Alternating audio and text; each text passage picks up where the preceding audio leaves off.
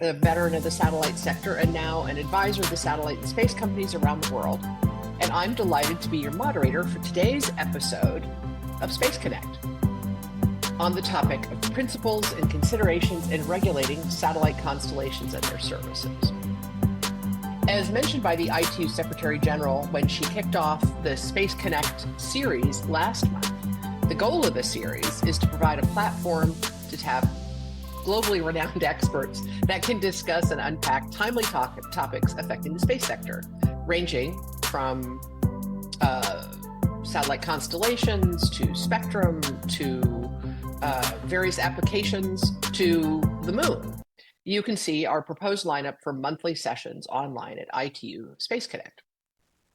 Today, you've joined the second in an arc of 3 discussions specific to satellite constellations in low Earth orbit.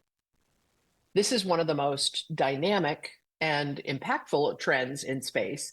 And if you didn't catch it, our first episode last month provided some fundamentals on satellite constellations, the drivers and enablers for this trend, the constellation architecture on orbit, and some spectrum considerations. That can be viewed online as well at Space Connect, at ITU Space Connect. Today's session will address how those constellations are or could be regulated, both as space systems on orbit, as well as their services and the ground networks that support them.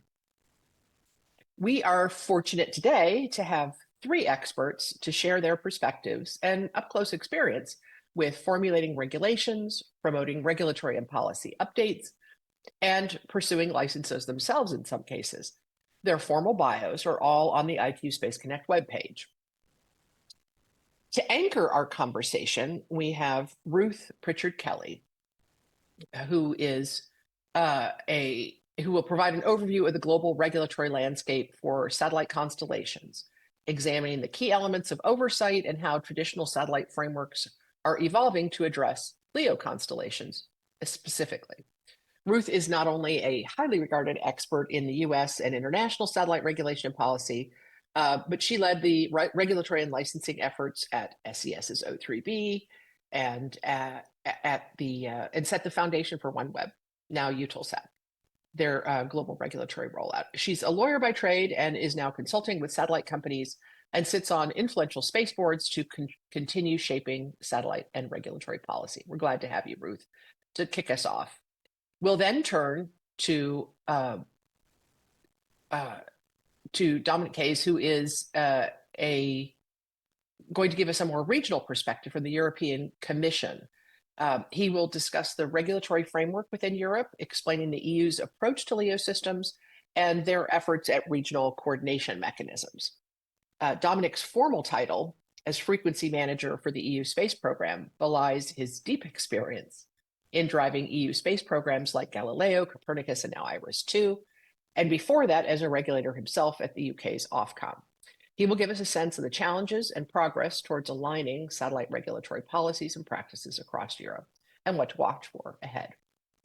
And finally, we'll close out with George Kwizera from Rwanda's space agency, who will share Rwanda's path to building a formidable space profile, ranging from space technology development to regulatory frameworks and building capacity for space services. As the Chief Technology Officer at Rwanda's space agency, George comes with 13 years as an ICT regulator with experience in satellite engineering, spectrum, and business, among others. His insights from managing Rwanda's first satellite project to hosting an ITU filing for a satellite constellation in the tens of thousands will be invaluable as we consider what approaches can attract and grow a satellite constellation. So we will now turn to our first of our expert presentations to Ruth Pritchard Kelly. Ruth, you want to take it from here? Thank you, Patricia. I'm very excited to join this panel.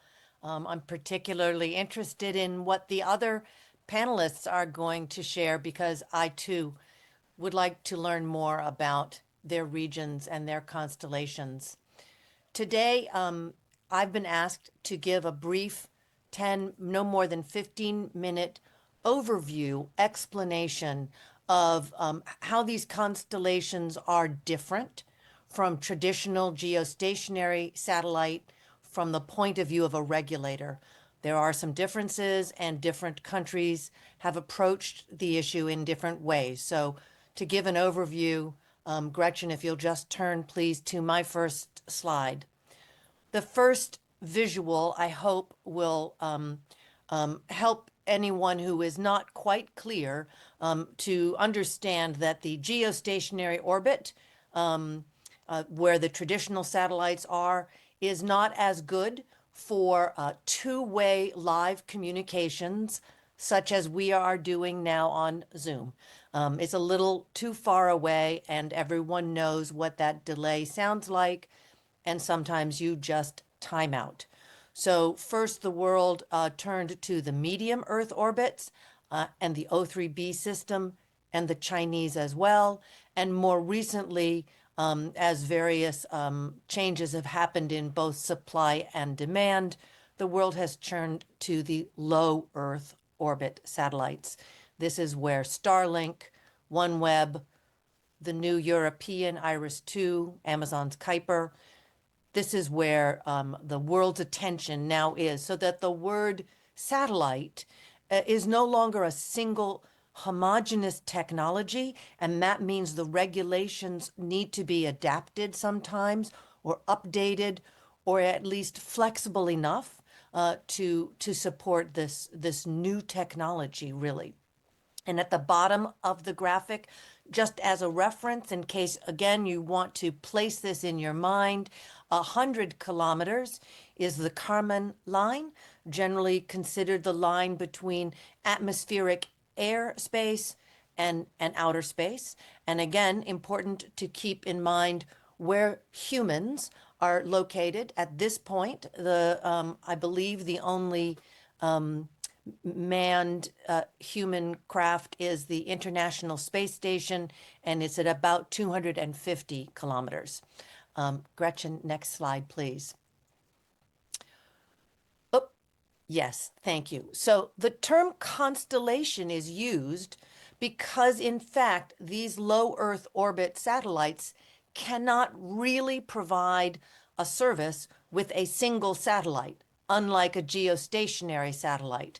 You need to cover the globe. You can picture the lines of longitude around a traditional globe, and those are how these constellations of satellites also cover the globe. They tend to be polar circling planes, not equatorial, the way traditional geostationary satellites are. They have, again, a very low latency. For example, you can comfortably have a 4G quality conversation on a low Earth orbit satellite.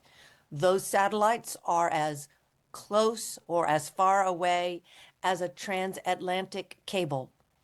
They're really quite close. Extremely high throughput, again, a 4G quality video connection. It is inherently global. You cannot put up a constellation just to cover New York City or just to cover Africa. These constellations will cover the globe, and that is an interesting opportunity. There's quick manufacture and quick launch. I have a whole slide about that I'll talk about in a minute. Next slide, please. Another graphic to help you visualize the differences. On the left, a traditional geostationary satellite. The incredible value of these satellites is that one satellite can cover a third of the globe. For something like the broadcast of information, whether it is television or simply downloading a new software update for every Kia car in all of the Americas, that can be done with a single satellite. An amazing application for geostationary. Not so good for two-way. So medium Earth orbit, you only need about 8 satellites, and you cover most of the world's population, but not all of it, and not all of the geography. So low Earth orbit, you need hundreds of satellites, frankly, to cover the satellite, to cover the globe. But then you have coverage literally everywhere. Every spot on the ocean, all of the poles. There will be no spot on the globe that will not be covered. And again, not necessarily intentionally, but Starlink has to cover the entire globe in order to also cover the big population areas in India, China, South America. That's just inherent in the architecture of a constellation. Next slide, please. A significant reason the LEO satellites have become so popular in the last, shall we say, 2 to 5 years is basic economics. The supply is cheaper and the demand has increased, right? So 50, 60 years ago, it was only a government and maybe the very largest companies in the world. Big drivers were the national prestige, doing some basic science, some very basic communications, right? Today's space players can create a satellite in a matter of hours. Hours. It used to take a year to build a single satellite by hand. Now, OneWeb, Starlink, I'm sure the Chinese systems are churning out satellites every day, multiple satellites, and there are new launch vehicles that can handle 20 or 30 satellites at a time on the payload. And so you can launch every month a new set of 25 or 50 satellites.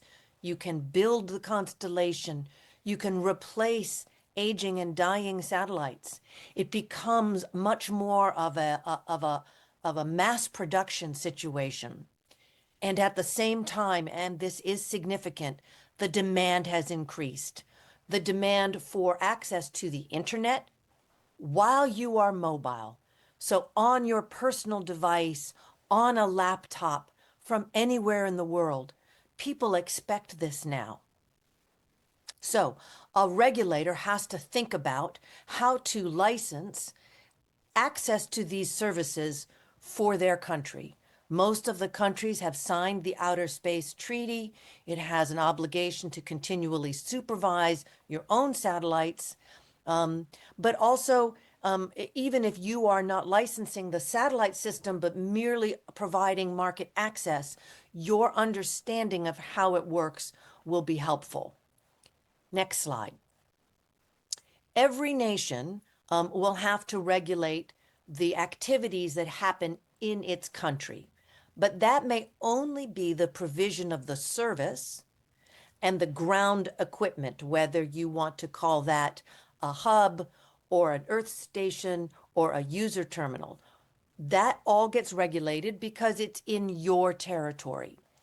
The space station itself will only have a license from the ITU member nation that submitted the paperwork for this constellation, right? So the ITU filing administration may be Rwanda, it may be the United States, but again, these constellations will be accessible from anywhere in the globe. And so every nation will have to think about how to allow access to those satellites for its people. Next slide, please. Bear in mind that that means these constellations, these companies, will be dealing with close to 200 administrations around the world.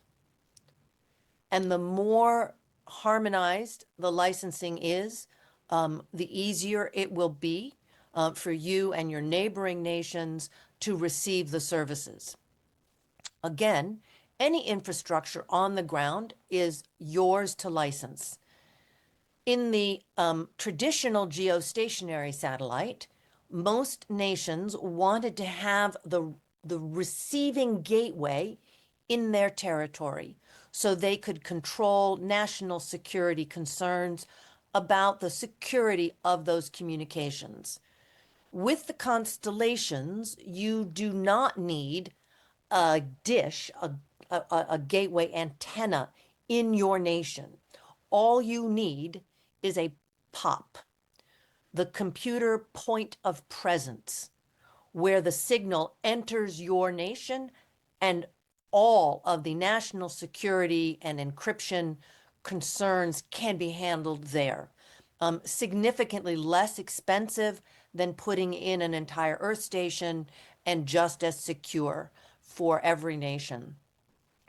It's helpful to your nations if you have recognized the homologation and the equipment has been certified by the EU or the FCC so that your nation does not need to set up a lab to accept these equipments.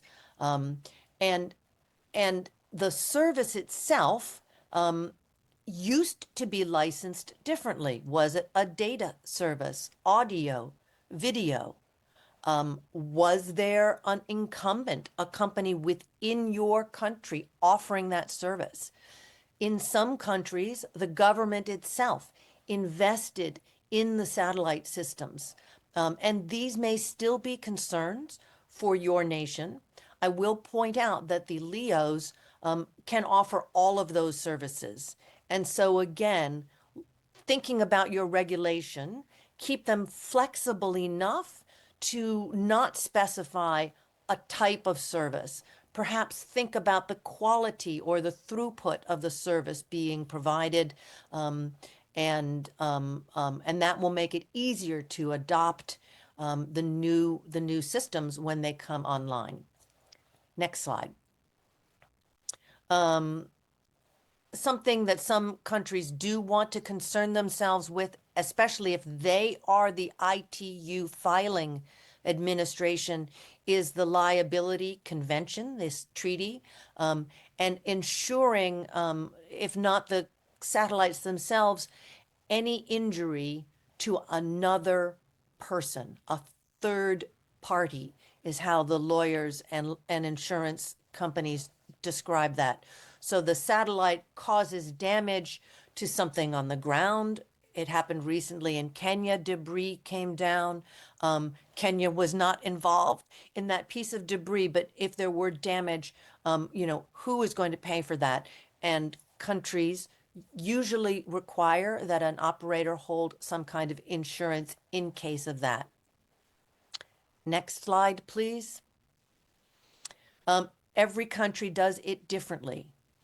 So when your nation is thinking about these issues, it's helpful to speak with the ITU or their experts, or even reach out directly to the regulator of another nation to see how they've done the licensing. I just note that in the UK and the US, they do it a little differently. Just as an example, in the UK, the launch vehicle and the satellite, the object, get a license from their civil aviation authority, and the spectrum would come from their spectrum regulator. That's Ofcom. In the USA, only the launch vehicle gets its license from the aviation authority, while the satellite, the object, gets its license from its payload regulator. It gets spectrum from the FCC, or if it is remote sensing, cameras, maps, it gets that license from the National Oceans and Atmospheric Administration, used to do the weather satellites. Some of this is historic. As new technologies come along, each country just sort of sees who's capable of doing the licensing, the oversight, the authority, whereas a newer regulator, a new spacefaring nation has the opportunity to think about the best way to structure its government to do it in perhaps a more rational way within your government. The EU has open skies. Any satellite that is launched may shine on their nation.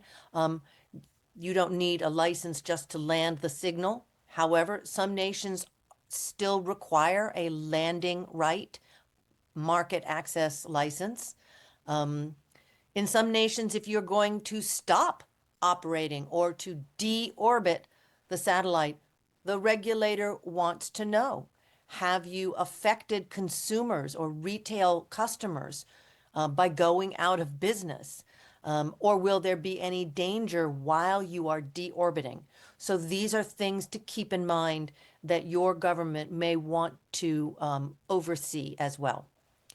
Next slide. This is a very useful slide. I remind everyone that the slides will be available on the Space Connect website very shortly. And I also remind everyone that I do not have the new European IRIS-2, IRIS squared, on this chart, and Dominique will talk about that specifically. These 7 constellations are on their way. The 3 on the left, their columns are green because they have begun operations or mostly fully operational. Lightspeed has not yet begun operations, but the 3 on the right have begun to launch. They are not quite operational, but they have begun to launch the hundreds of satellites that will be required.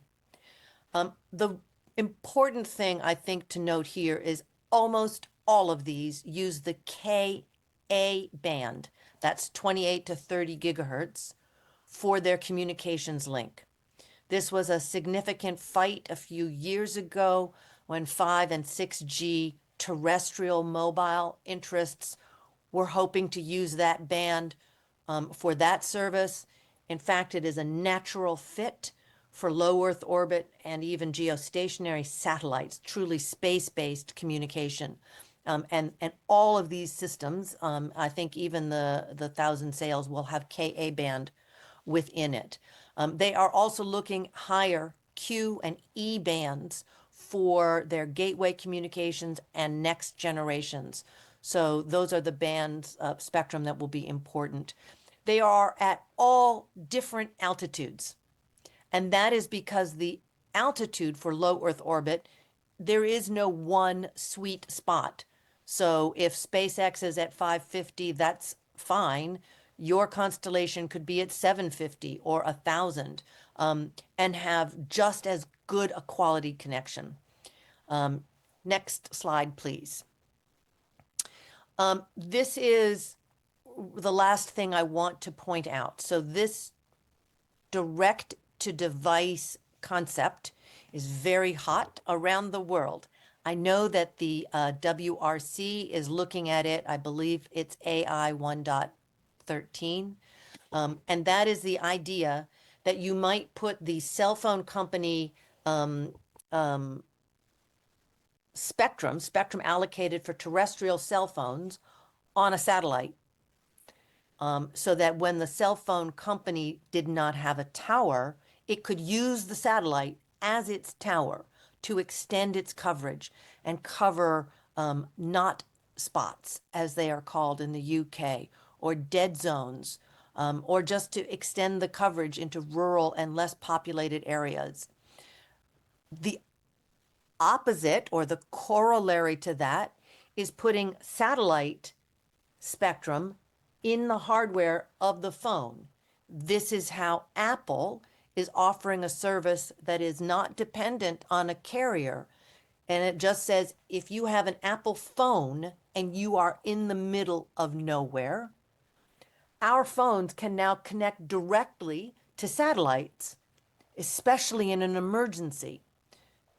The regulators in countries need to think about authorizing these services and how it will best fit with the needs of their country. As engineering gets better, making it possible to go directly from outer space to a traditional phone, not a special satellite phone, but just an ordinary cell phone, it's going to blur the line between allocations for terrestrial cellular and space-based mobile satellite. Okay, last slide, please. Again, because you are regulators, I want to refresh your thinking about the best way to update or adapt your regulations that may have been written specifically for C and KU band geostationary satellites. When talking to these new technologies, new services, remember, it's a conversation, it's a process, licensing. Invite the companies to give you a private workshop and discuss their goals and aims and explain their systems to you. Consider rewarding good behavior as opposed to punishing bad behavior. Make it cheaper if they build quickly, if they build efficiently, if they cover an uncovered area, which serves your goals as a nation to connect your peoples. Be open about what you're doing. Ask your public. We're considering licensing this service. What do you think? Have a good website. People from outside of your office, even within your country, but certainly outside of your office, will wonder what's going on. Is my regulator thinking of allowing Starlink? I have opinions about that. Have the website be clear and simple to follow.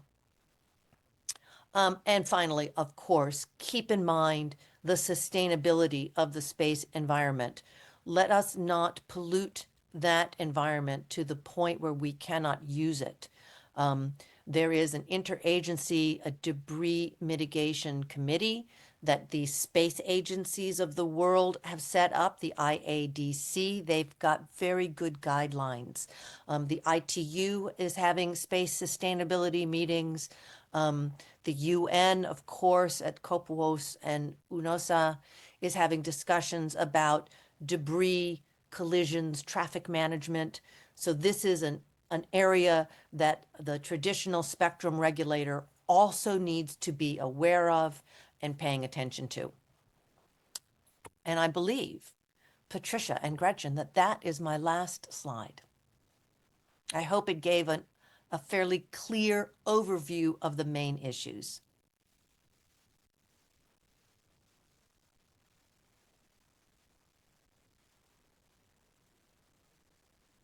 Thank you so much, Ruth. That was a fantastic introduction about an awfully wide-ranging set of topics that you laid out really helpfully, not just what the considerations are, but also what the challenges are for the future. I don't know how many of you have heard this reference that constellations are the Wild West and that there's it's just chaos up there. And anyone who looks at Ruth's presentations or any of the subsequent ones can't help but conclude that there's an awful lot of consideration and oversight now. I think the question is it the right oversight? Do we need to update things? How do we make sure that it's faithful to the considerations and the concerns and the priorities that individual countries and the world at large are placing? So, Ruth, you did a fantastic job to get us going. Thank you so much. We're now going to turn to Dominic Hayes for a regional perspective and from the front lines of Europe, where they are deliberating now what the priorities are and how to put those in place. Dominic, over to you. Thanks, Patricia, and thanks, Ruth. I echo what Patricia said about the presentation. I think it was excellent and gives a very good perspective on space constellations and space authorizations in general. So I will now focus a little bit more on the EU perspective, particularly, trying to focus on LEO constellations, but in fact, there's a very subtle difference. In fact, even some would say not much of a difference between how we authorize LEO constellations versus how we authorize the existing GEO constellations, for example. Next slide, please. So Ruth has already touched upon some of this. So the Outer Space Treaty really is the bedrock of authorizations of satellites globally. It has the concept of a responsible state, and that responsible state must authorize and supervise any space activities that emanate from their domain. And that will include things like satellite licensing, a launch license for where the launch takes place, and that may be a different country from where the satellite was manufactured. And in fact, this also takes upon the concept of liability. So that liability then becomes shared between the launch country as well as the satellite operator, as well as where the links are for the satellite connections, and that may also have some liability. So the responsibility is not exclusive for the satellite operator, but it really takes into account all of the elements that are involved in putting something into space and operating. And then, sorry. Thank you. Then at ITU level, of course, we're now talking about frequencies. So we have the radio regulations, which are a treaty text. So like the Outer Space Treaty, it's a treaty level text at UN level. So essentially the baseline there is the table of allocations in appendix 5, is it, of the radio regulations. So that lists a list of what frequencies can be used where and for what purpose. So that's really, we say it's like the radio regulatory Bible that we go to when we're looking for how to use frequencies on a global basis. And then once a satellite company has looked at the table of allocations to see where they could potentially operate in terms of frequency, they will need to submit their parameters to the ITU through a filing process. That filing will list the frequency, the power levels, the orbits, the service area. So this gives a better understanding of where the satellite system will be operating. And it's all about trying to minimize interference. So once the filing process has been completed, that will almost certainly trigger some kind of bilateral coordination with other space actors. Once the bilateral coordination is concluded with all of the affected actors, that entry filing can be then be included in the Master International Frequency Register, MIFA.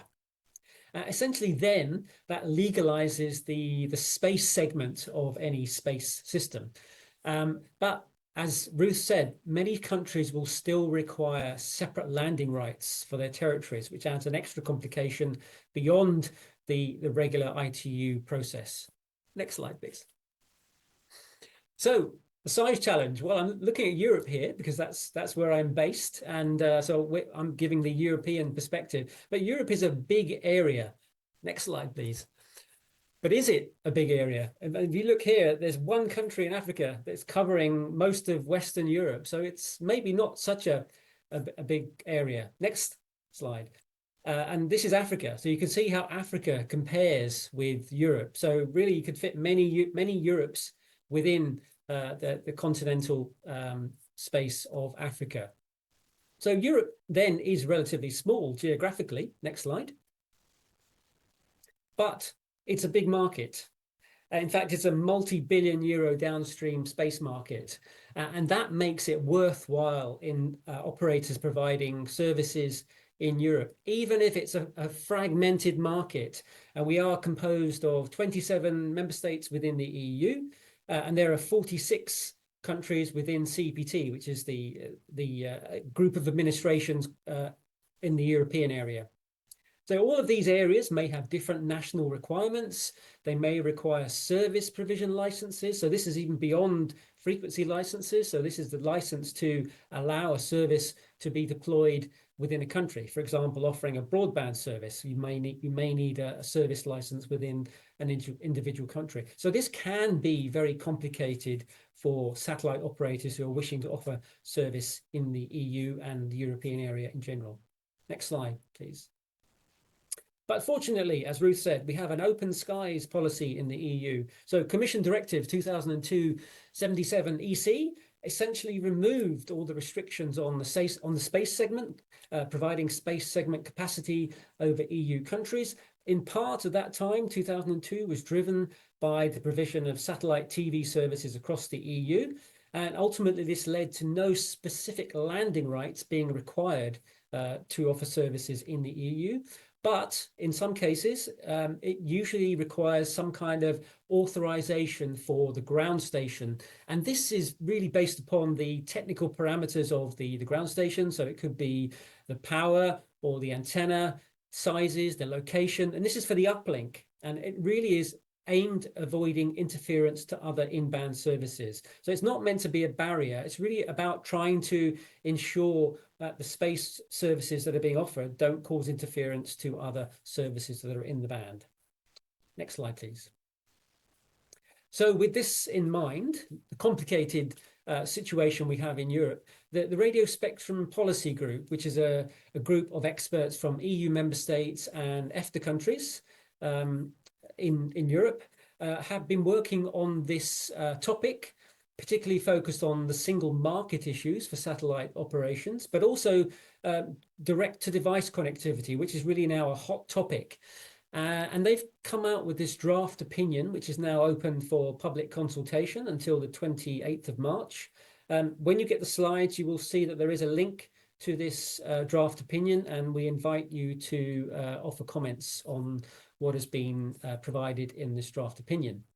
So the draft opinion makes a number of recommendations aimed at streamlining provision of satellite services in the EU, with the ultimate aim to ease market access for operators and to simplify the rules and to make things more transparent for those that are wanting to offer service within the EU. So it covers things like spectrum, competition issues, licensing, lawful intercept, security, and a whole host of other topics.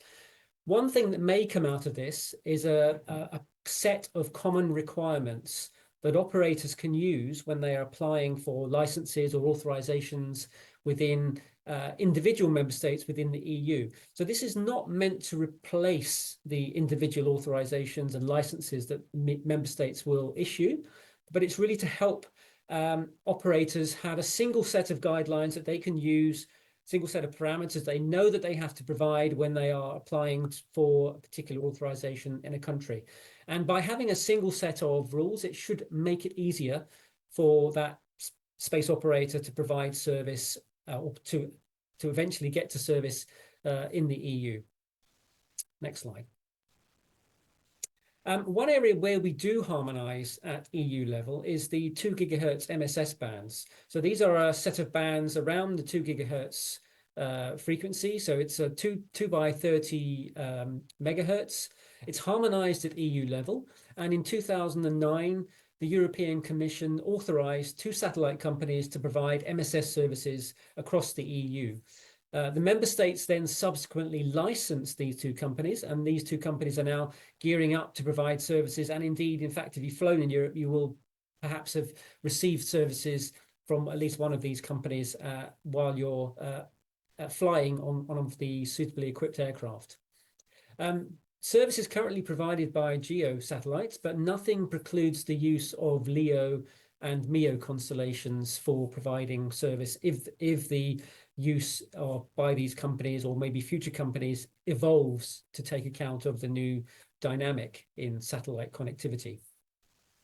The licenses actually expire in 2027, and with this in mind, the European Commission launched a study to study the 2 gigahertz band and particularly how they fit into the global framework of satellite connectivity, so we can better understand the best uses for 2 gigahertz. The RSPG, the Radio Spectrum Policy Group, is currently analyzing options for post-2027 in case the situation for licensing needs to be changed in some way. Next slide, please.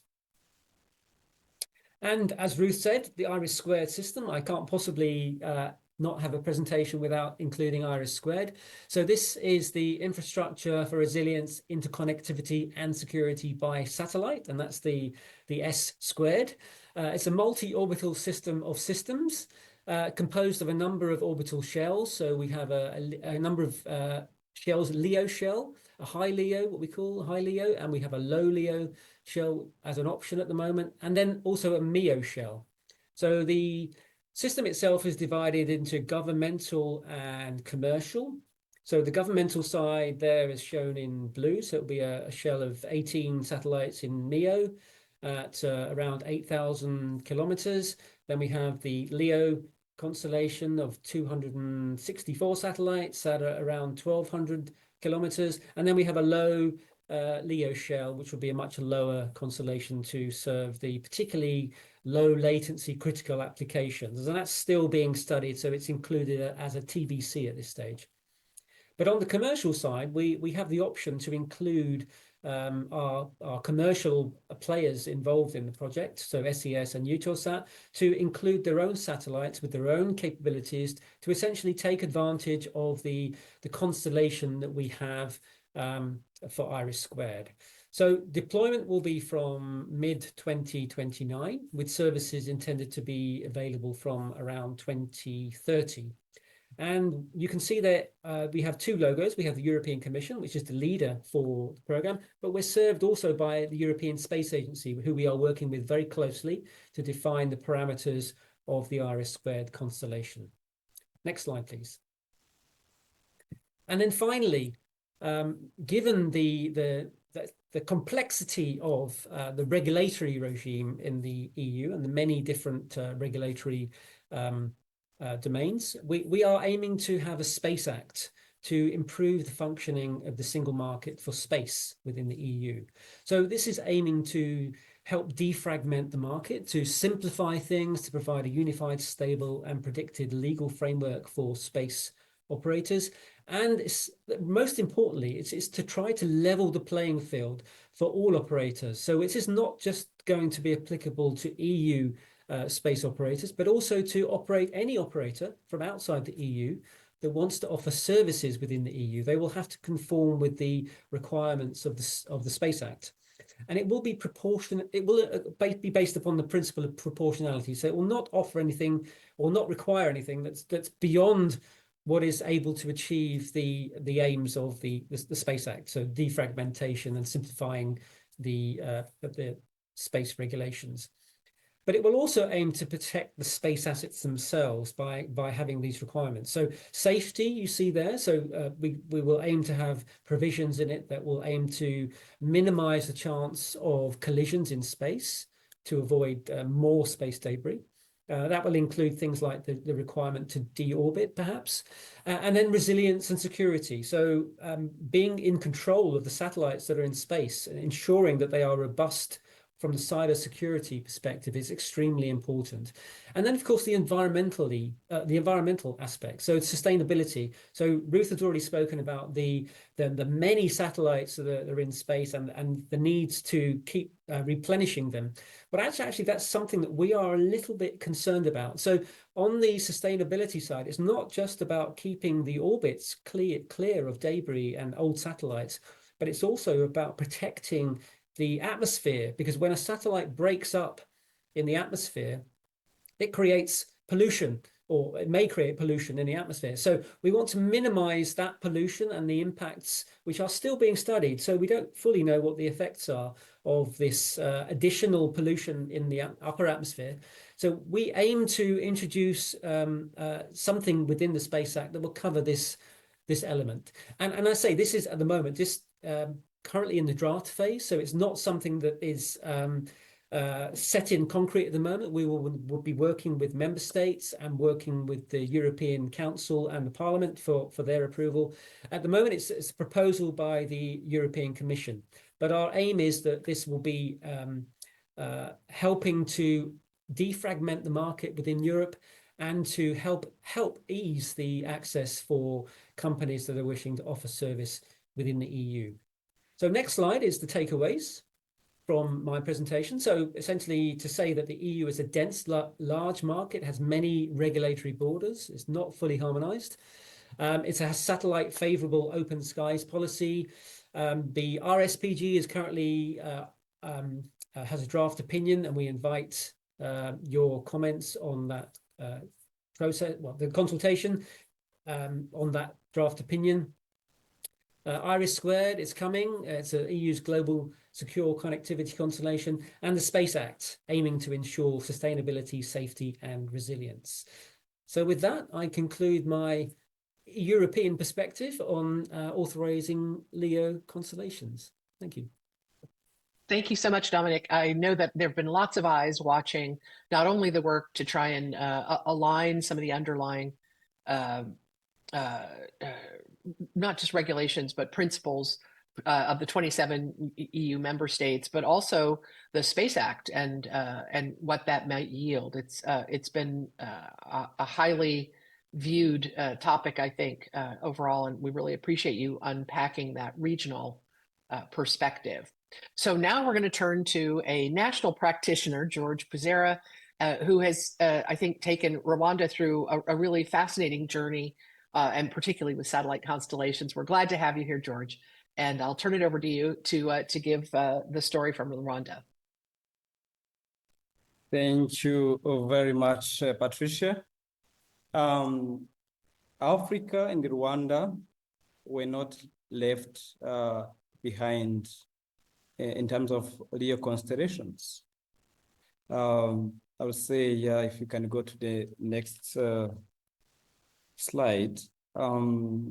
This also comes really to enhance the efforts that Rwanda and also other African countries have been going through to enhance space sector, of course, also including the connectivity aspect of it, really to enhance its development.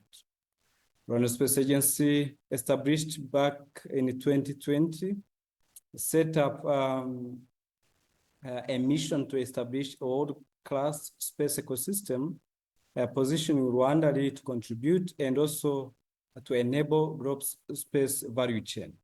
So if you can look at this, we have 6 areas that we do consider in order to enhance the space development of our country. And one of them is the regulatory framework.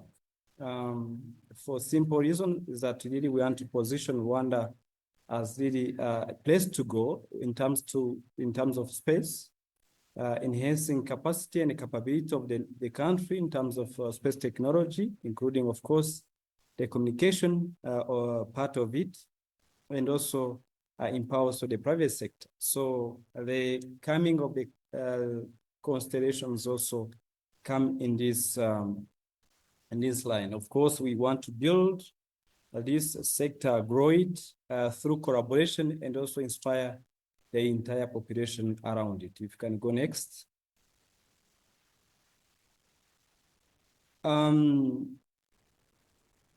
The big constellation, again, I'm not going to be dwelling on this slide since previous slides really talked about it, especially the one from Ruth. But I want you to see one critical aspect of the price that we have on African market. So on one hand, we have the traditional satellite that had some limitation in terms of latency, pricing, and so on, and also the capacity. But we have this new constellation that really, I would say, comes really to bridge a very big gap in connectivity in Rwanda and also on the continent, but also comes with a relatively affordable prices, though it is not yet that much affordable. We still want to have more affordability in this compared to the capacity for people to purchase. So this really comes to address some of the challenges that we are facing. That's why really we were among the first nations on the continent to embrace this new constellation. And of course, that requires a number of measures in terms of the licensing that I'm going to be taking you through. If you can go to the next one. When we started receiving interest of different international companies that wanted to be licensed in Rwanda, of course, this new constellation came with a new way of operating that required us to go through the traditional licensing model that we had and adopt a new model. We were used to a traditional satellite that are mostly GEO that had a number of constellation. For instance, it was talked about, we need to have a local gateway in order, of course, to ensure the compliance of some of the national laws in place, including the one of providing facilities for lawful interception, And also we have a number or say limited of terminals, and licensing was really approached by each terminal. Relative also in terms of spectrum, we had a way of considering a spectrum per each terminal and be able to calculate relative fee. And traditionally, we used to have this big telecom satellite operators going through a local ISPs. And also we had a number of things like running rights that we were considering then. But now, when it comes to these new big constellations, so first of all, how can you require a gateway, local gateway? If, for instance, if you have the entire continent of Africa of 54 countries, imagine if the company that is about to provide services has to install a gateway in each country. That is 54 gateways on the continent. And one gateway is an investment of close to $5 million of capex without counting the OPEX. So we had to come up with a new way of licensing. And one of the things that we considered, again, keeping in mind that when we're approaching the licensing of this new constellation, for us, the goal or the driving goal for us is really more, how do we connect our people? Rwanda and also other African countries as the maybe this is the main part of the world where we still have a gap in terms of connectivity, especially when it comes to rural areas, because obviously the infrastructure development in terms of fiber connectivity, mobile connectivity is still limited. For Rwanda, we are a small nation. We are not that very much limited, but we are more limited in terms of the topography of the country. It is a very hilly country, and it becomes, and also we have a population that is spread across the entire country. It becomes a challenge to be able to provide the connectivity for mobile or fiber to everyone. And yet this is a commitment of the country to ensure that everyone is connected. So this really came to address some of the, one of the main concerns that we had as a nation, to ensure connectivity of everyone. So we quickly had to adapt to a new licensing regime, including some of the best practice across the world, including embracing blanket licensing, kind of review spectrum fees, and also this new constellation came with a new way of approaching the market, where actually people will have to install their own terminals without necessarily a local person to support. So these are new things that we looked into when we are approaching this new constellation. If you can go to the next slide. So we have two aspects of the licensing. The first aspect is the fighting with the ITU. Some of the companies would come to Rwanda wishing to register their constellation in the country. And Rwanda, as it was said, because only members of the ITU have that privilege to be able to register satellite constellations. So we have supported a couple of them to register their constellations. And there's a licensing regime that's dedicated to that, and with a different requirement that we're going to see in the next slides. But also, we have another approach, maybe before you go to the next.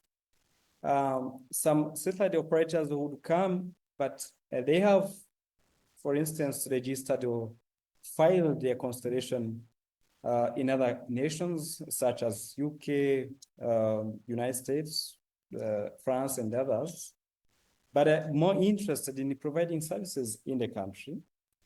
And also we have another licensing regime on how we approach those different categories of licensing. Next.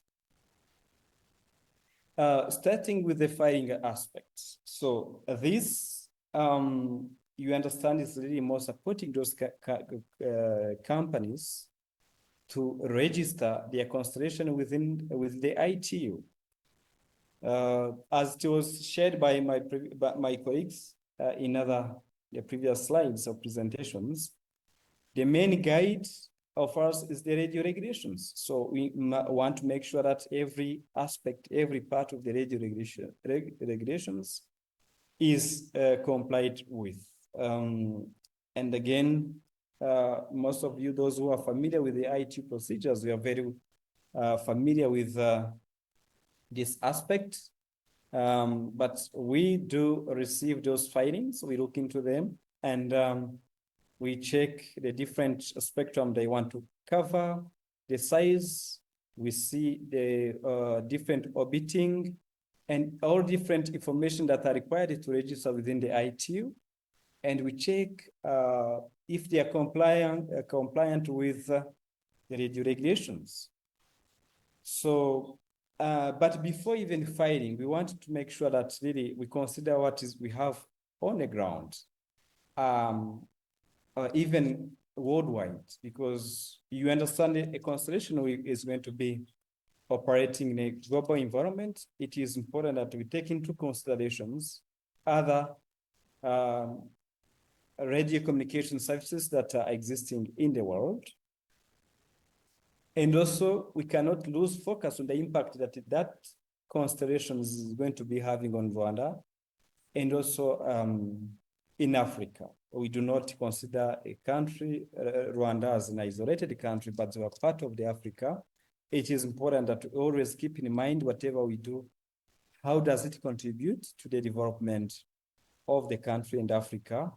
How does it contribute in bridging the connectivity gap of our country?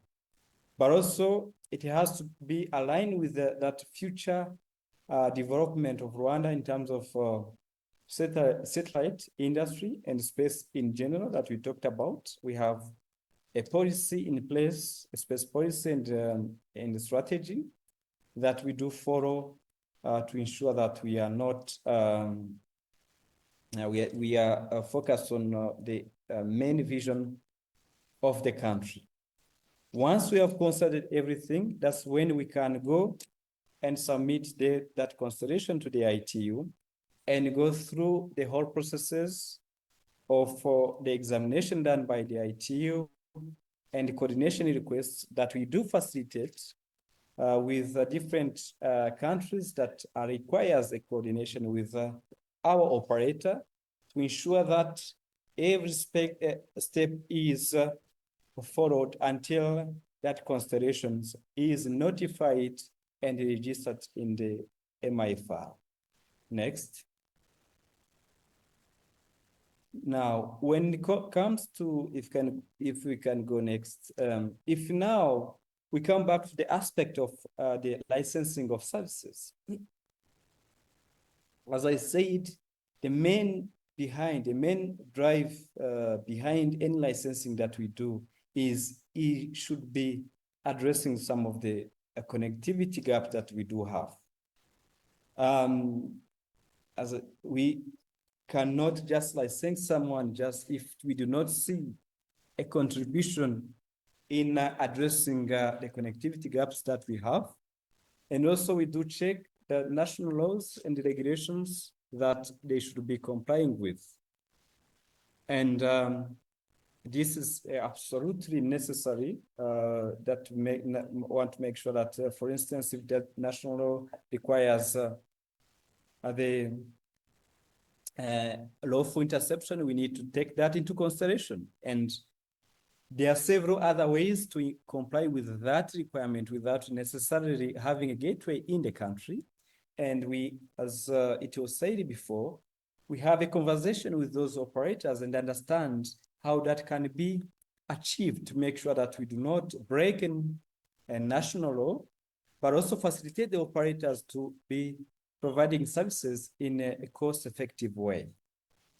We also check into the coexisting with other national communication services. And of course, assess the impact that it's going to be having with other communication providers, such as MNOs and other operators in the country that provide connectivity services. We have to ensure that that particular person is going to be providing services with a good quality. So we require them actually to sign and provide SLAs, service level agreement, with their customers, and we do check that if they are compliant to make sure that they do not provide the services but of very bad quality to our people. And the aspect of consumer protection is very important in Rwanda. We look into the affordability of services. We do not necessarily regulate the prices, but we check the affordability more or less. And usually when an operator wants to increase or reduce prices, there are always consultations. If you can go next. But we do not approach this licensing regime of the new constellation alone. So through the African Telecommunication Union, we do have in some forums to come and discuss the licensing of such big constellations and also understanding the impact they have. There's, as of now, a paper that is being developed by the African Telecommunication Union to assess the impact of this big constellation.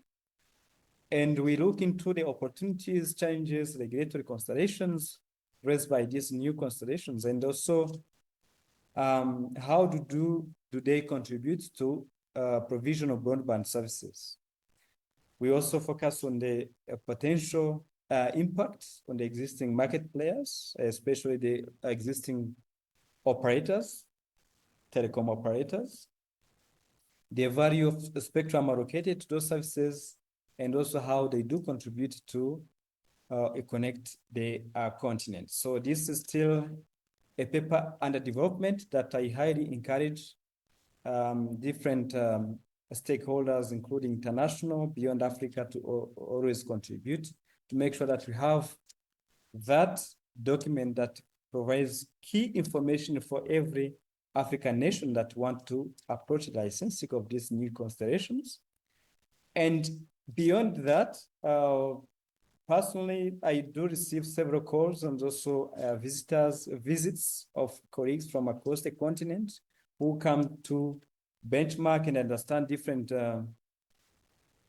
constellation we take into account when we are approaching the licensing of this new constellation. So it is more a regional approach that we want to work together to ensure that we license this new constellation in a more responsible way, and also towards addressing some of the connectivity gaps. Next.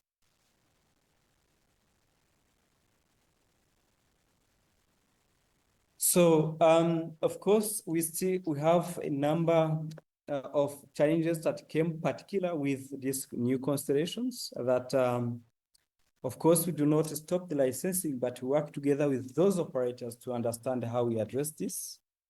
Some countries have brought, I don't want to put names, but an approach, I believe it is a way of reducing the cost for service provisions, leading the local presences for supporting the consumers. And that's, for instance, when we started, we were receiving so many calls of people who want support for the installation, something is wrong and so on. And it was quite difficult to address those challenges, but we worked with those operators to make sure that they provide any support needed. And of course, also the customers, as they continue to use these services, they get the knowledge on how to install and fix things by themselves, and also seek support with provided means by those operators. We still have the payment issues, for instance, that most of the citizens in Rwanda, across the continent, use the mobile money for payment.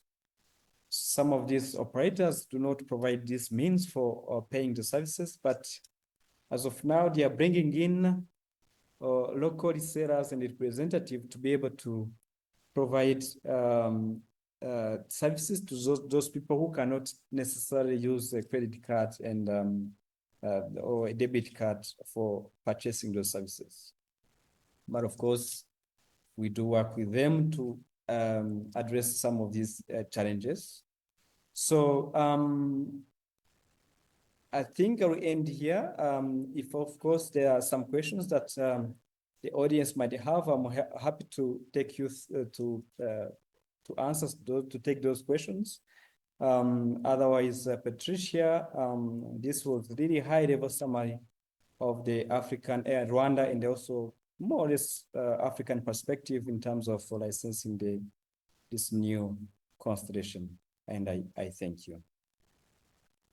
Thank you so much, George. That was fantastic. What an interesting journey Rwanda's had, and what a very useful kind of unpacking of key considerations that you've helped us with. I want to turn now, we're going to go to a Q&A session. I have a bunch of questions just as someone who's been listening in and intrigued by the remarks across the board. But I also want to tell anyone listening that you can ask a question. You can go to the button at the bottom of your page that says Q&A and click on there and just add a question. I think we'll also be tracking the chat if you want to add questions there. So first, I want to thank all three of you as speakers from sharing your hard-won perspectives on constellations. This is an intricate and fast-breaking technology that has really put policy and regulatory on kind of a speed round of reconsideration. I have a couple questions, and I'm going to start now. George, in particular, you mentioned the set of national strategic goals that Rwanda had established as you were thinking about constellations and satellites generally, that reached well beyond just the digital divide and consumer connectivity.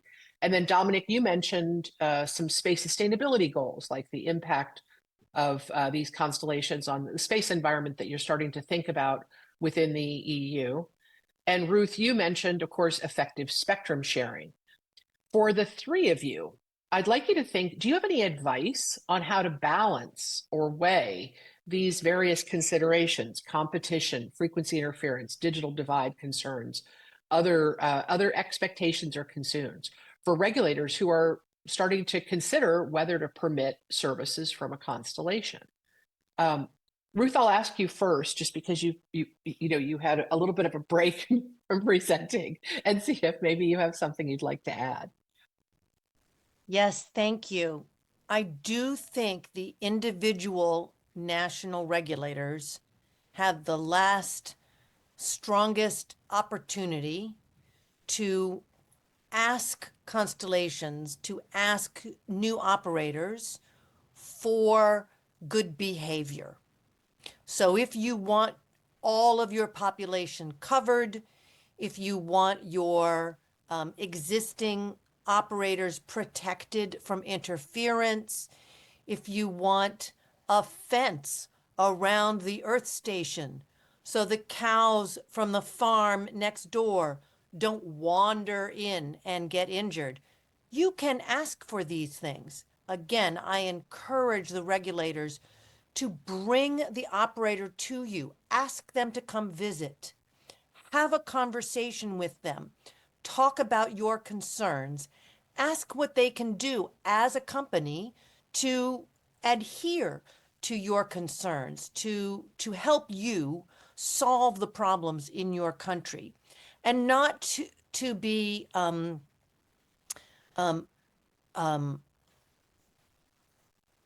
I'm not sure what the word is, not to be shy. Ask your questions.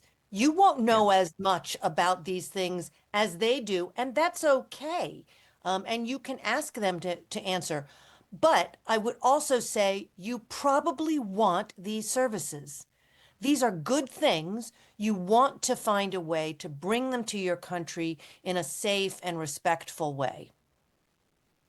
Okay, I think that's a great encouragement. Dominic, do you have anything that you would recommend for regulators that you've seen in trying to broker across the 27 EU member member states to regulators who are also still thinking about this. Well, I was going to add that it's really the local regulators that know their population, and that's who they are trying to serve with the addition of these new services. So it's the local regulator is in the best position to determine what is the best way to serve their communities. Ruth is exactly right. The satellite companies know about their system. They know what they can provide.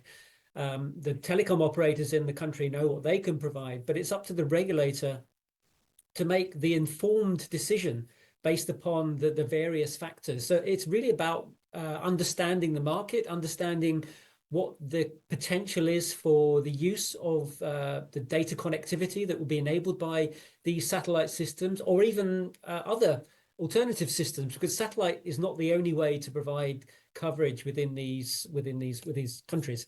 So it's really about understanding, and I think regulators can get that. If they don't have the information themselves, they can hire contractors to do studies, and that's something that we do in Europe. We have contractors that come in, so they survey the market, they do interviews, they find out what the requirements are within the individual member states, and then from that we get, as a regulator, the Commission is a regulator, we obtain an informed view of how the market can best serve the consumers in the EU. That's very helpful. And George, I know you've given us a really detailed list of what Rwanda was considering. Are you seeing other primary considerations that are different in some of the other countries in the region that you've been coordinating with to try and build this kind of more regional approach? Or are the considerations pretty consistent? And I know we've got questions in the chat asking what should we be thinking about, and I think we're building that list right here. Yes, thank you very much. I think as my colleague said, you cannot do this without having a conversations with the operators. That was very, very important. Even for the case of Rwanda, we held several sessions of discussions, understanding what they are proposing. And also, you do not go to the operator when you don't know exactly what you want as a nation. It's very important. What are you trying to achieve? Sometimes regulators do lose sight of for what purpose they are regulating. We are regulating, in Rwanda at least, to address connectivity issue of our people. But of course, you cannot just address connectivity and license someone who is going to be operating at a global level without taking into consideration for instance, the sustainability. How is the system going to be coexisting with other systems? This is very important.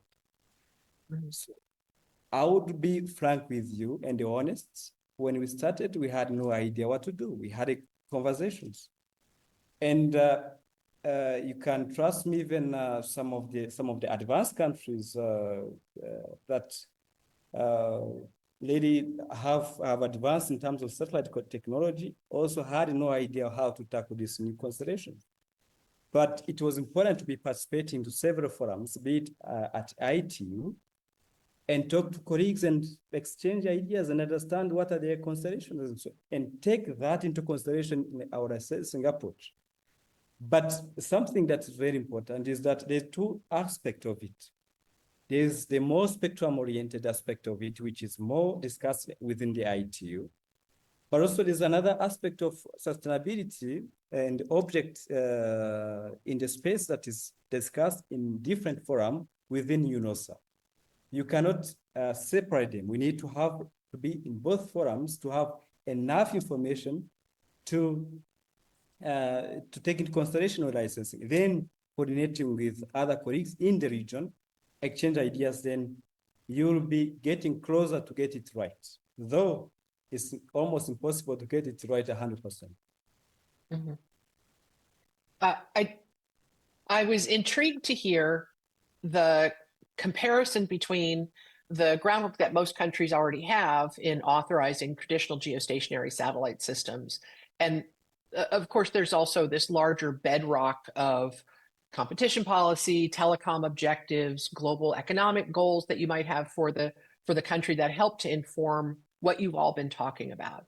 I'd be interested maybe in picking up a little bit more on the difference between the traditional satellite regulation that you maybe already have in your rule books, and what needs to be reviewed or maybe created for the constellations. And so this is kind of the second piece of advice to regulators who may be listening. Where would you advise regulators to focus most heavily? Where are the regulatory formats most needed to be adapted to consider LEO constellations?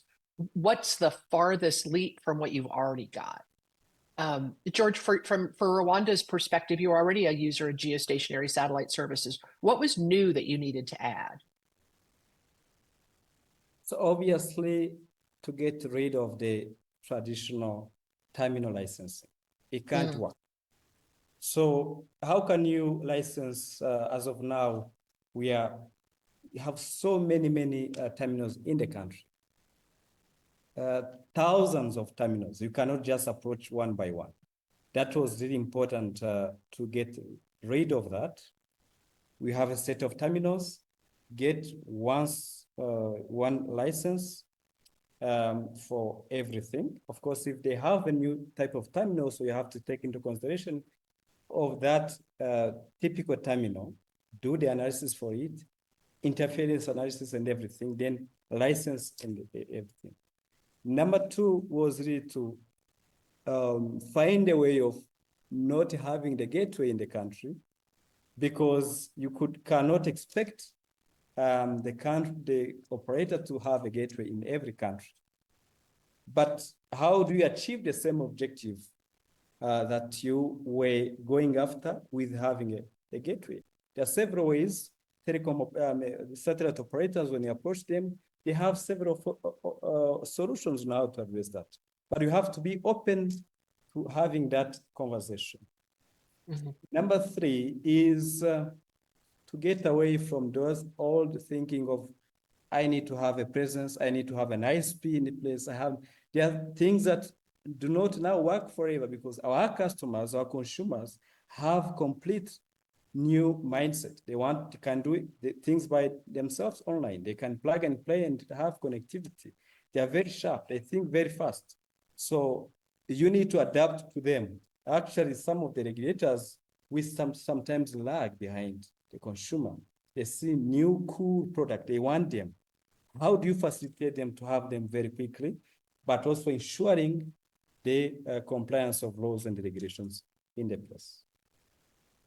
Excellent. I mean, so we've got first the geostationary terminals tend to be either individually licensed or site-specific licenses. And when you've got thousands, if not tens of thousands of customers, that's not a practical way of licensing. So I assume blanket licensing, some sort of categorical license is the way to go. One of the things that we've been talking about within the ITU is looking for some best practices, some various approaches for regulators to be able to look at for which countries have taken what kinds of approaches.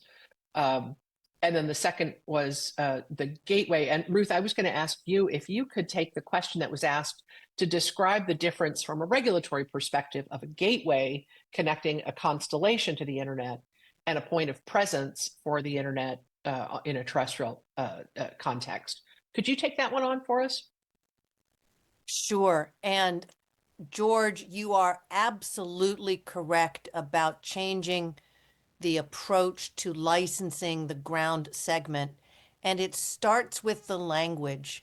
Patricia, even the use of the word gateway, that's still where you want to have a license, where the communication enters your nation.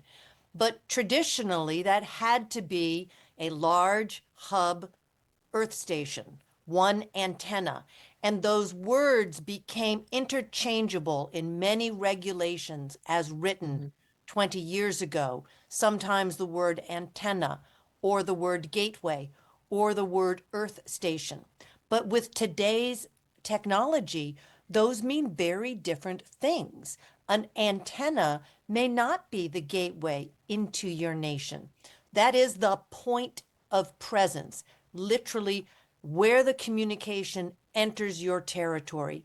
And as George said, it could be that the user terminal itself, the small antenna on the roof of a car or house, can have software that protects your national security interests, your concerns about privacy or encryption, whatever they are.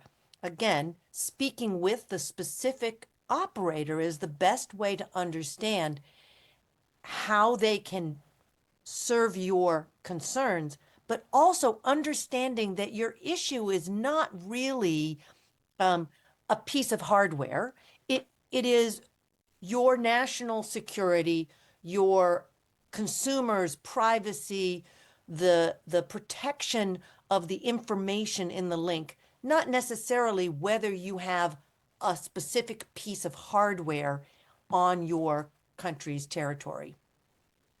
That's really helpful to think about the regulation, not just in terms of the physical infrastructure, but also the objectives of protecting data for citizens or ensuring quality of service for security of the link. That doesn't necessarily need to be controlled by it being located in your country anymore. But it is certainly an important set of questions to ask the operator about how they're going to support your customers and how they're going to protect them and the services. In a shameless plug, I'm just going to note that the third episode of I2 Space Connect is we're planning to do that on the ground network so we can dig a little deeper into this. This is a complicated set of issues, and it's also probably one where there's the most maybe revision and rethinking to existing regulations for countries looking at this. So that'll probably be the last week of March. So stay tuned for that. That'll be on gateways and user terminals and potentially handsets for direct to device. So I also wanted to ask, where do you look for examples? Do you look for examples outside of your country or your region? Dominic, when you all were comparing the approaches from the 27 member countries, did you see a lot of commonality, or did you look at other regions and countries' regulations to guide your thinking? So we looked primarily at the what member states were doing themselves. So, for example, going back to the space treaty, 12 member states have their own space laws, but they also have their own regulatory authorities. So we had to find a way, or we're looking to find a way to try to minimize the impact on those countries or those member states that don't have their own set of space laws, as well as integrating and not conflicting with their own processes for authorizing or licensing space services within their country. But we did also look at what was going on in other parts of the world. So the FCC obviously is very active in terms of space regulation. We looked at what the ITU itself was doing, and we looked at UNOSA, the activities there in terms of trying to create some kind of momentum for a common set of principles by which space actors have to adhere to, particularly for sustainability aspects. And that, in fact, going back to the previous question, that was probably the main difference between GEO and LEO constellations is the huge number of satellites. So that introduces a whole new set of issues that not just about the space debris or the potential for space debris, but things like light pollution, which no one even considered. I mean, we talk about radio frequency interference in the ITU, but nobody really talks about light interference. So this is a completely new topic for us as satellite operators. So yeah, there's so many different things to include in what to consider when we are coming up with the Space Act principles. So just as an aside, the radio astronomy and optical astronomy topic is one that I've been talking about for 5 years. So when we want to get back into that, I'm very excited to do it. But I also want to kind of just make sure that for the listening audience, there is probably a subset of countries whose priorities and interests are in becoming a host for a satellite constellation itself. So a subset of these issues related to the operation of the satellites, their interference with each other, may be not part of what you need to deal with if you're not looking at being the notifying state for an ITU filing or the licensor of a constellation on orbit itself. That bucket of issues could be apart from what you need to focus on. You can focus on, in Ruth's slides, the satellite services, the ground infrastructure, the gateways, and the terminals. That can be where you spend your time, as well as the kind of overlap of issues that that get to motivation and what the intent and goal is to introduce a new service provider into the mix. I wanted to turn now to the idea of spectrum management and effective spectrum. We've had a lot of questions in the Q&A about satellite spectrum, and I wanted to start with the first question, which is satellite spectrum is always shared. The LEO satellites are sharing spectrum with other LEO satellite systems. They're sharing satellite spectrum with the systems above in GEO. And in some cases, they're also sharing frequencies with terrestrial systems like microwave or 5G. What trends are you starting to see in spectrum sharing frameworks to reflect the advent of emerging LEO systems?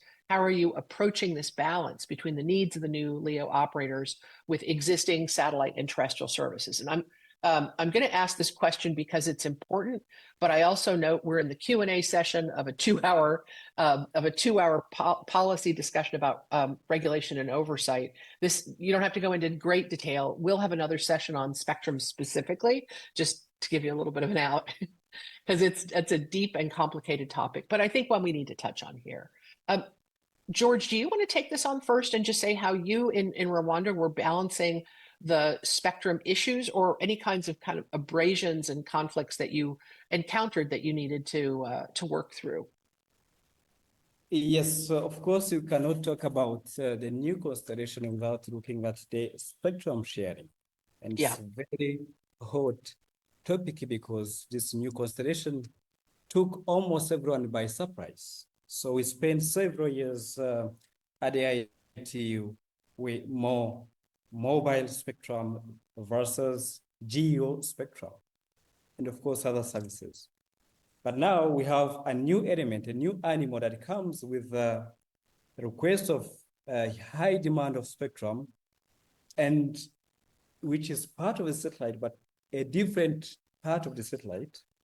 But of course, we've seen a number of topics coming up.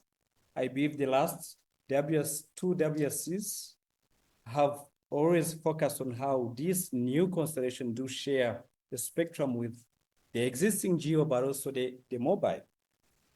But as Rwanda and also most of the developing countries probably were the best positioned in those kind of discussions because we are more objective in terms of, because we don't have necessarily an industry very high developed in LEO then versus the GEO. So we do come with these discussions with open minds. So can we find a better way to share the spectrum? There's something that is very, very key. The technology also in terms of has improved in a way that allows the spectrum sharing in a way that was not possible before. So we're building on the radio regulations that were made several years ago, where we had a number of limitations in terms of spectrum reuse, in terms of flexibility of beams, and so on, that were not taken into account then. So it is now, I think, the main focus on the ITU that we are having conversations is how do we now take into consideration the new development technology and have a better, efficient spectrum sharing that, of course, allows everyone to coexist and provide services to our people. Ruth or Dominic, anything you'd like to add on the question about spectrum? Because I've got a couple follow-ups if you want to wait for those. Dominic, anything you want to add, or do you want to wait to I see think what Ruth else I wanted to say kicked? something. I'm happy if she steps in. Oh, Ruth? yeah, I mean, I did want to say a couple of things. This is super important. I want to emphasize that satellites all share.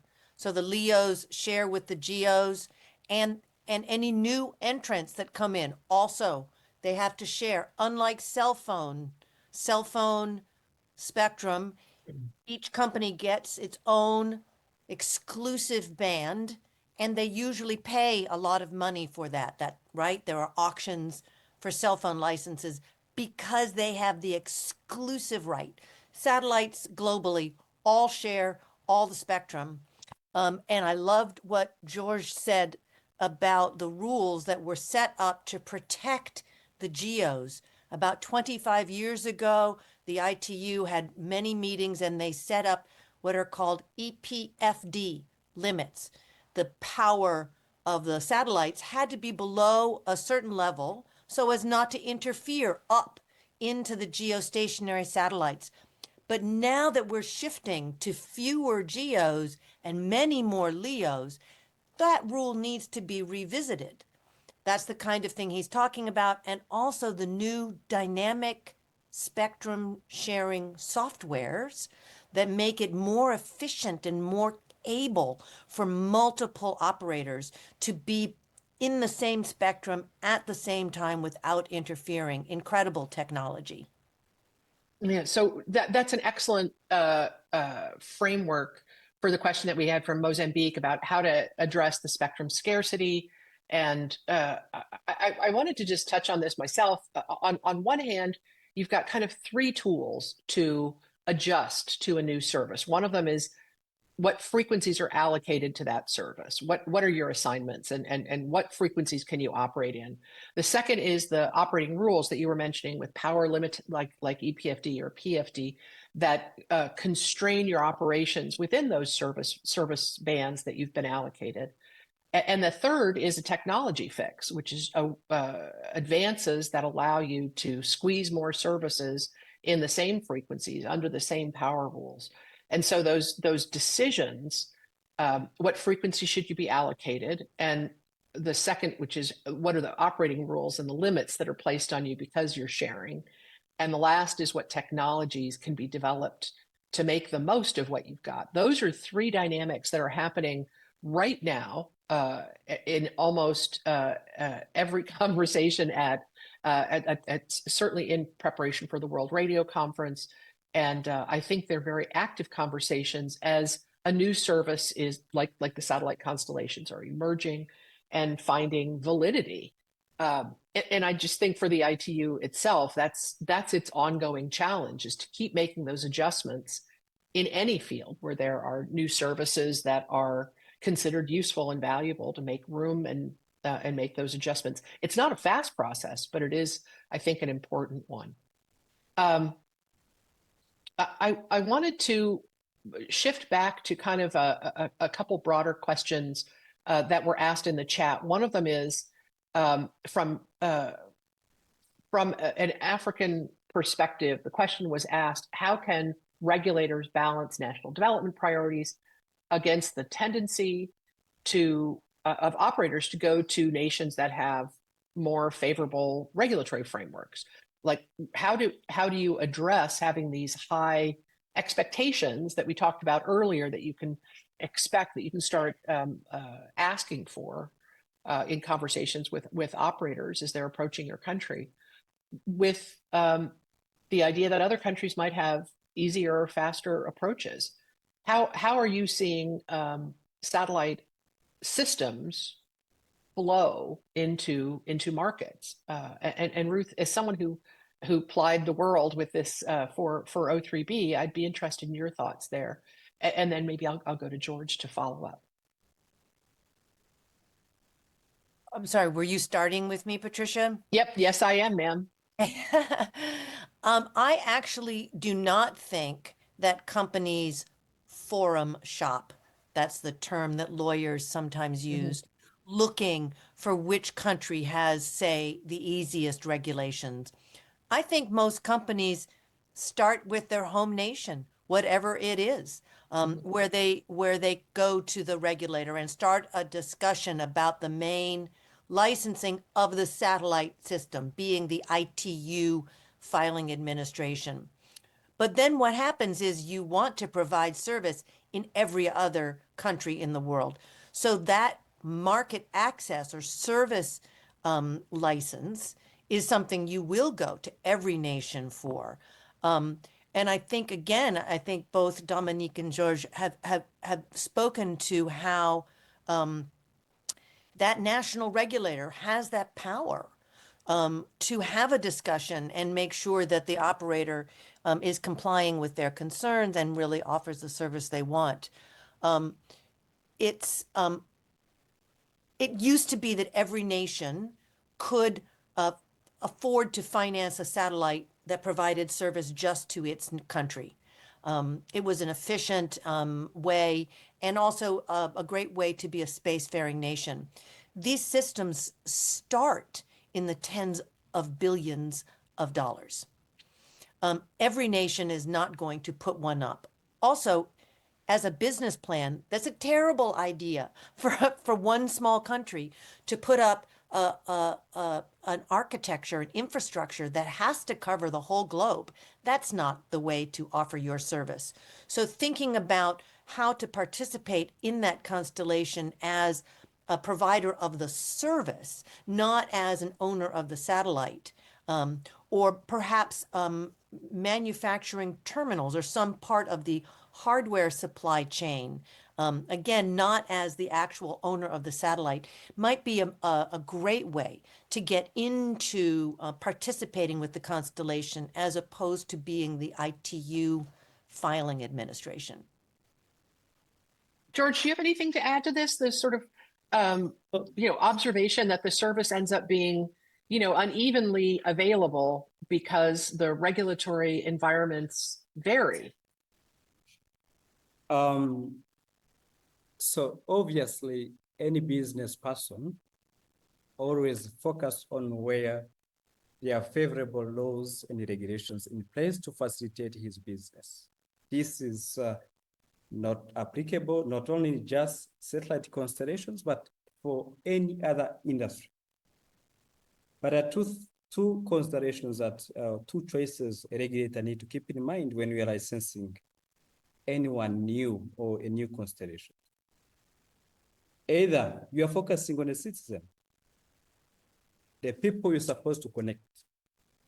That is it really what you want? If is what you want, you have a way of framing your regulatory framework to allow you to achieve that.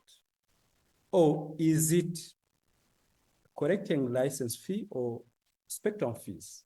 If it is that objective, there's also other way to address or to fix your regulatory environment to achieve that. But it's a matter of choice. So we cannot choose for countries. In Rwanda, we have our choices, but every nation has its way of choosing. But you cannot expect someone to come and invest in your country without setting up the rules or a regulatory environment that's favorable. That's almost impossible. Yeah. I'm going to switch my hat here a little bit. When Ruth was expanding O3B and OneWeb and talking to regulators, I at the same time was doing the same thing for Starlink.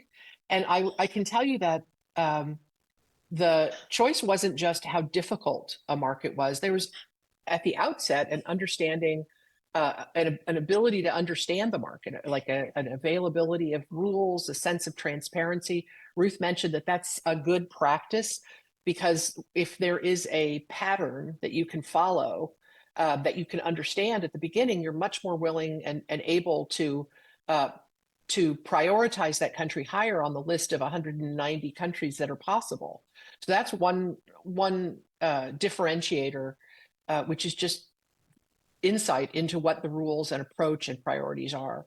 The second is, I think, George, you're right that there are reasons behind many of the rules and regulations that track directly to national objectives.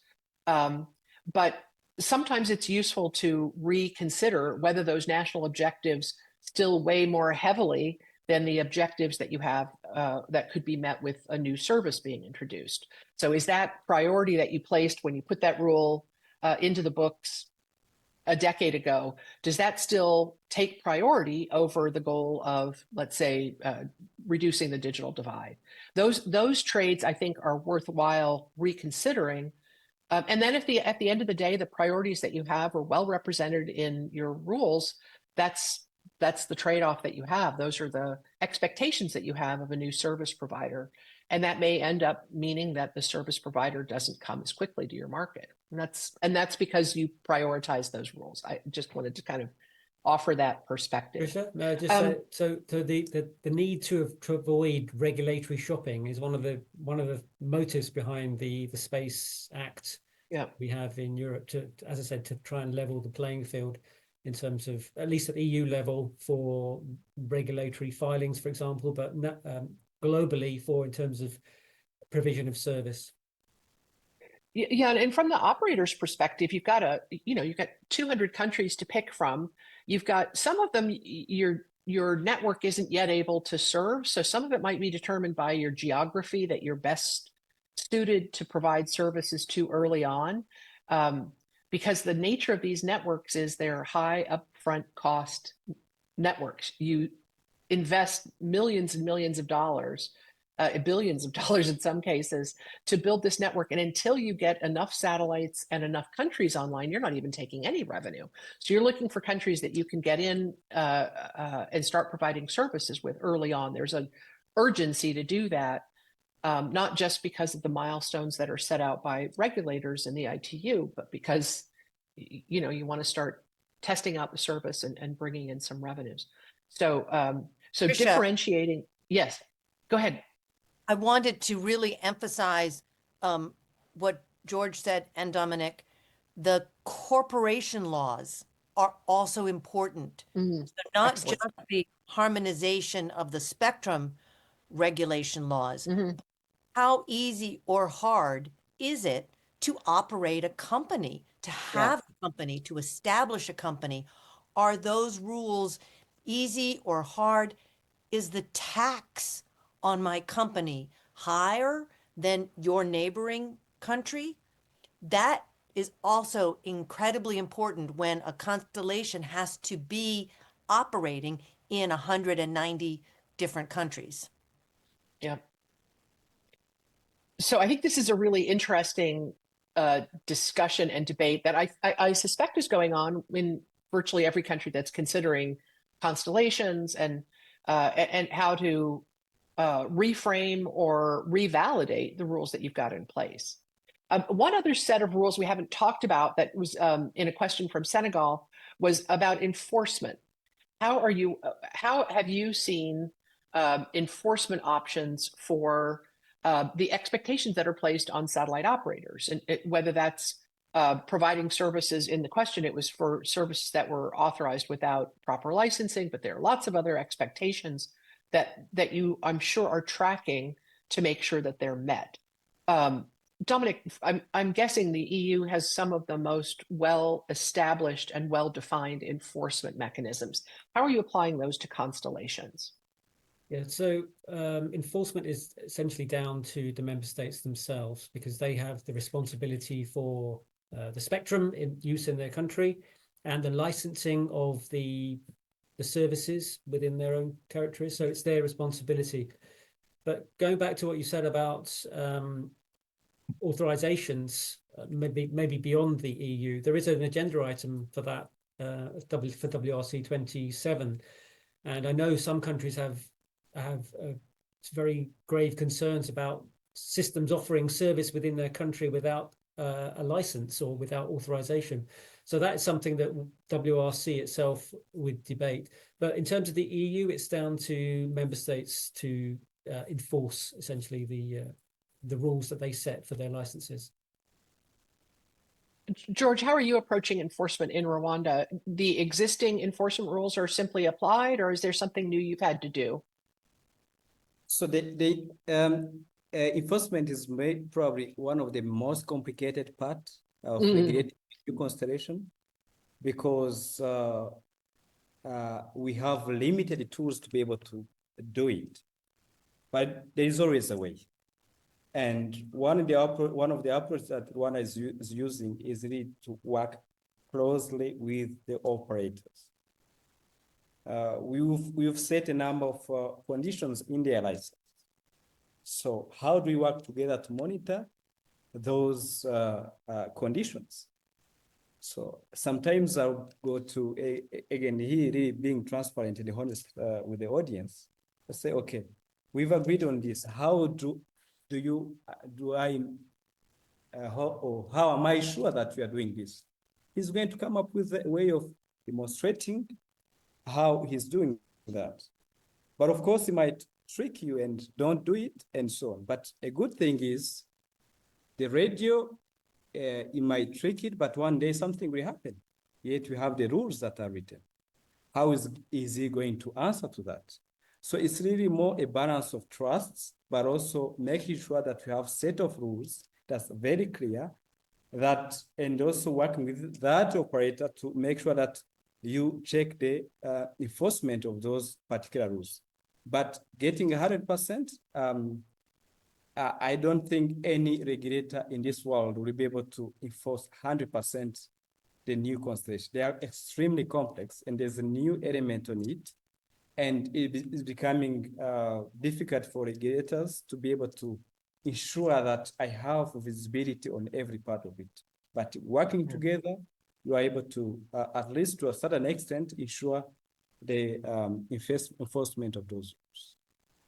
Yeah, it reminds me a little bit of the early days of cellular development, where it was such a new service. It was so widely available and so broadly utilized that it was very hard to get a sense of whether they were operating under the rules that were envisioned and whether those rules still made sense or could be enforced. George, I want to pick up one thing that you mentioned in your comments.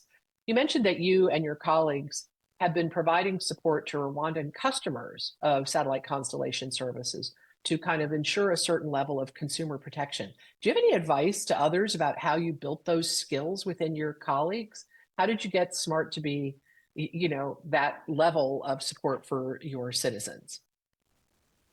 Simple work with the operators. They provide those skills free of charge. And also, we're not going to be the one doing the whole job. The most important part is to ensure that the operator himself takes care of his consumers. We can chip in when there's a necessity to check and to ensure a customer has received the right support. Of course, if he does not provide that support, there are also some rules that are written on what happens. But first of all, work with the operators to build capacity of your own team, but also tell them, hey, make sure that you support the customers and you follow up on every case to ensure that customers receive the required support. But initially, at the beginning, it was crazy. We were receiving calls everywhere, and I was like, no, I'm not an operator. I'm a regulator. I'm not supposed to be the one to provide this kind of support, but it was necessary in order to get started. But now, I don't even remember the last time I received a call about any customer complaint also. We may end up having some kind of hotline to you to make sure others can follow in your footsteps. We're coming to the end of our session, but I want to explore two questions that are more related to competition that have come from our chat. One question from Colombia was, how do you consider, there are lots of constellations that are proposed. How many can you authorize? Is there a limit? How are you looking at the potential of multiple offerings when you're considering the rules that you develop? Dominic, with a current slate of satellite operators, Ruth did a great slide with the ones that are up and operating, and then Iris 2 coming. How are you thinking about that sort of full slate of potential satellite constellations? Well, the the Space Act itself will be one element, but I cannot give any details this stage because the Space Act is currently still in its development and needs to be approved at commission level before going to the council and parliament. But again, the member states themselves will be involved in licensing within their own territories.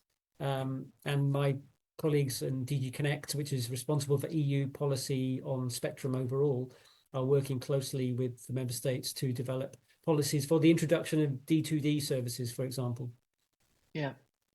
Ruth, have you seen any provisions sort of in your global perspective that limit the number of constellations, or are there other sort of provisions that would affect the sort of abundance of riches if all these constellations really do come to fruition?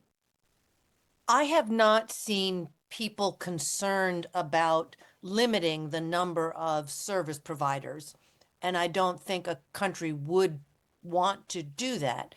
I think the concern is what's called carrying capacity. There's a engineering question about how many satellites can fit in outer space, or how many satellites can share the spectrum without running Yeah. into problems or running into each other. And I think that that's actually um, not a real concern. I think that engineers just create smaller and more efficient satellites and better ways to share. I don't think there is a physical limit on the number of satellites. I think that's the wrong way to think about the issue. I think you want to avoid interference, spectrum interference, physical interference, optical interference, and that's what your rules should concentrate on. Otherwise, allow a system to offer service in your nation. I'm a little Yeah. bit concerned by that answer, actually. There's no Okay. physical limit. I think there are genuine concerns about the number of satellites in orbit, which is one of the reasons we're looking at that quite closely. Mhm. Physically, there has to be a limit, and the more satellites there are, the more the probability of interference, collision goes up, and this is something we have to take into account. We cannot just keep loading the orbits with more and more satellites, even if they become smaller. I do think that's one of the areas of, for those that are considering the licensing or oversight of constellations themselves, not just their services or their ground networks.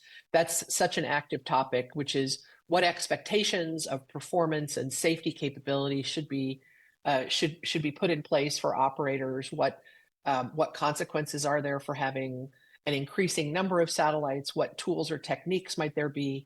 And what trends are we seeing? I think if you haven't watched our first episode, we had some really good discussions about the drivers and the enablers of satellite constellations, and the question about whether, how to assess the proposals against who's really going to fly, and just how hard this business is, and whether that might self-limit the number of systems that actually come to fruition. Maybe And I then, can add something on what yeah, Ruth said about the frequency aspect. So at higher frequencies, it becomes easier to fit more systems in because the beam sizes become narrower. I always imagine a model of satellites with pencil beams down to Earth and pencil beams coming up from the Earth. So the narrower those pencil beams are, the more systems you can fit in, and that works at higher and higher frequencies. yeah, I do think that's, in those sort of toolkits of how to expand a new service. Improvements in technology are certainly one of them. Yes. At the end of the day, this is an awfully complicated area, and I go back to the silliness of calling this the Wild West. This is, hardly an unregulated or unconsidered area. And at the end of the day, the reason to look at these complicated issues and wrestle with them and grapple with them is because there's the prospect of new services that have usefulness. And I think, George, you gave us a really good sense um, of what the outcome is of regulation. And I would just sort of ask that as the final closing question. How do you hope that these systems affect your your citizens, and how that shaping up in the regulations that you've set up? Are you pleased with the effect that your regulatory approach has yielded? George, I'll ask you first. Yes. So again, Rwanda has really more a unique approach, really focusing on that particular citizen who need connectivity. And when we opened services for one of the constellation provider or operator, and everyone was asking, why would I want to have a satellite connectivity? I mean, why? When I have fiber and mobile? Because Rwanda is a small country, and we've done a pretty much good job in terms of connectivity across the country because it is easy to do, small country. But we're surprised when we opened to find even in the cities, people with fibers in their home are still adding a terminal for constellation because they have good quality. And we've seen people with fiber connectivity providers who had started to take it for granted, promising someone will be telling you, you're going to be having around 100 up to 100 megabytes per second of experience, but connect the entire neighborhood, and that shared capacity shrink, and you never experience even 1 megabyte per second. So it was a wake up call. So when we have a competitor, they started now providing better quality of service. It tremendously changed the market, impacted the market in a positive way.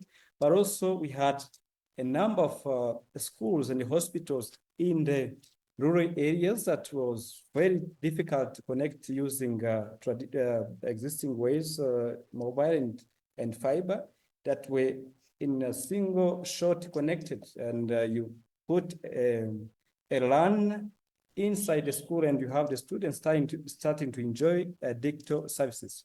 It was really positive.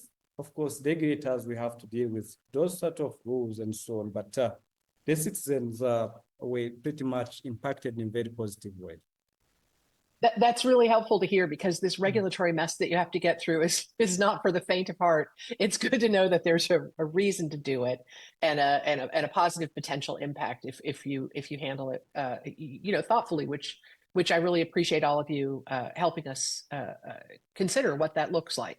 So we're now reaching the end of our session. I want to thank all of you in the audience for your attention and your good questions.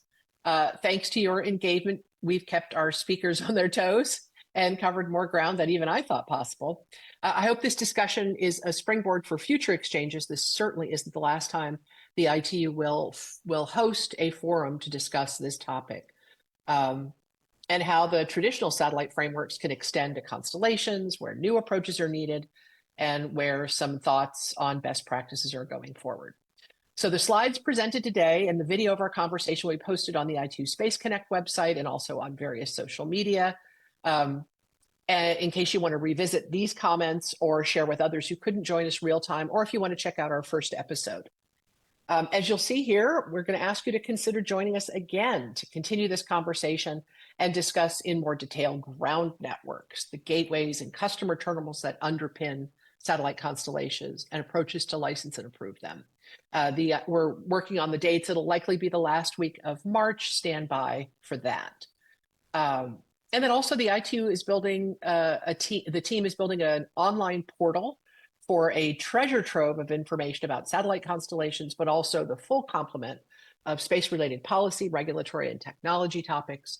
The link is on the slide. Please keep an eye out there as we continue to grow that resource.